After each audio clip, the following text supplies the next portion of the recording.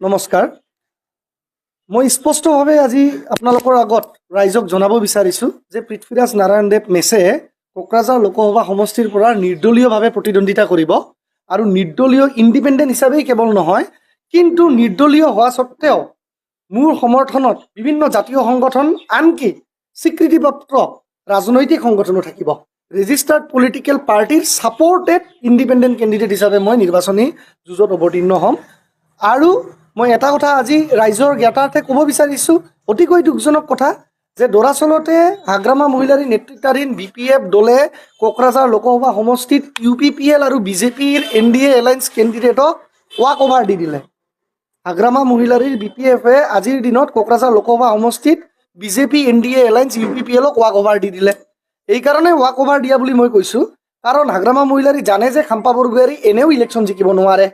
কাৰণ যিজন ব্যক্তিয়ে MCLA নিৰ্বাচনত ব্যক্তিয়ে কেনেকৈ ইমান ডাঙৰ এটা 15-16 লাখ ভোটাৰ ৰাইজ থকা সমষ্টিত তেওঁ লোকসভা সমষ্টিত প্ৰতিদ্বন্দ্বিতা কৰি বিজয়ী হ'ব পাৰে, কোনোপধ্যেই হ'ব নোৱাৰে।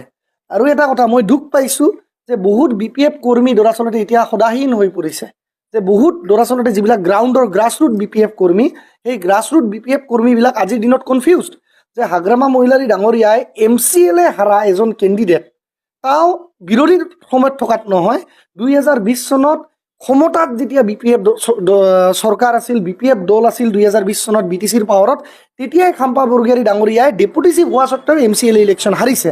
তো তেনে ব্যক্তিক MPত কেণ্ডিডেট দিয়া মানে স্পষ্ট এটা কথা, কোকৰাঝাৰ লোকসভা সমষ্টিত হাগ্ৰামা মহিলাৰীৰ BPFে UPPL আৰু BJPৰ NDA এলায়েন্সক ৱাক অভাৰ দি দিছে।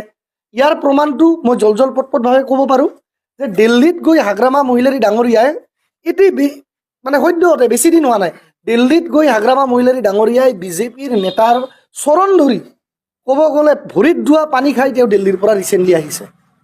আৰু ইয়াৰ ফটো প্ৰমাণ আপোনালোকে সঠিক সময়ত নিশ্চিতভাৱে পাব। আৰু তেওঁ BJPৰ নেতাৰ গৈ চৰণ ধৰিছে, তাতে আমাৰ ক'বলগীয়া একো নাই। যিকোনো জ্যেষ্ঠ মানুহৰ আমি চৰণ ধৰিব পাৰোঁ, ৰাজনৈতিক দলৰে হওক বিৰোধীৰে হওক যিয়ে নহওক, কিন্তু তেওঁ যদি BJPত যাবই বিচাৰিছে অপেনলি যাওক না।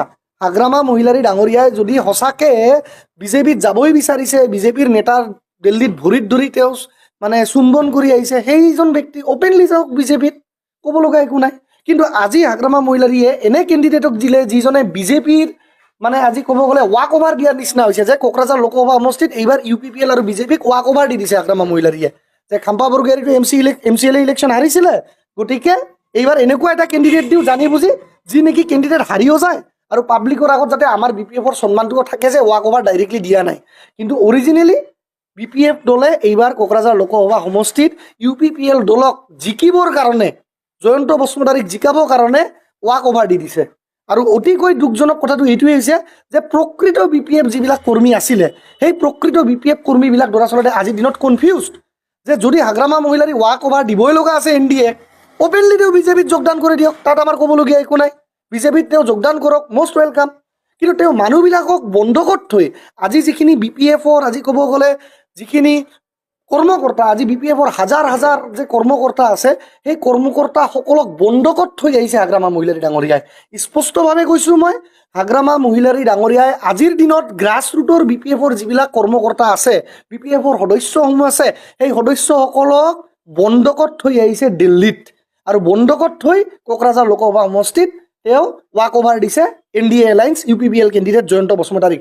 গতিকে যদিহে ইলেকশ্যন মানে কি, ৰাইজে কাৰ পৰা কোনজন কেণ্ডিডেট চুজ কৰিব পাৰে যে কোনজন ভাল হয়, যদি তেওঁ ৱাক অভাৰ দিয়ে দিছে, কোকৰাঝাৰ লোকসভা সমষ্টিততো ইলেকশ্যনৰ কোনো দৰকাৰেই নাই তেতিয়াহ'লে। যিহেতু BPFে BJPক ৱাক অভাৰ দি দিছে, জয়ন্ত বসুমতাৰীক ৱাক অভাৰ দি দিছে লুজ কেণ্ডিডেট খাম্পাক দি, তো গতিকে ইয়াত ইলেকশ্যনৰ দৰকাৰ কি আছে? সেইকাৰণে ইছ্যু বেছড কাৰণে ৰাইজৰ স্বাৰ্থত মই বাৰম্বাৰ কৈছোঁ যে 17 বছৰে BTC চৰকাৰে যি 10,000 কোটি টকাকৈ ইয়াৰলি বাজেট পাব লাগিছিলে as per the constitutional amendment act, BTCৰ পপুলেশ্যন হিচাপে অসমৰ 10% বাজেট অসমৰ পৰা BTC চৰকাৰে পাব লাগে, অৰ্থাৎ মিনিমাম 10,000 crore প্ৰত্যেক বছৰে 10,000 কোটি টকাৰ পেকেজ পাব লাগে।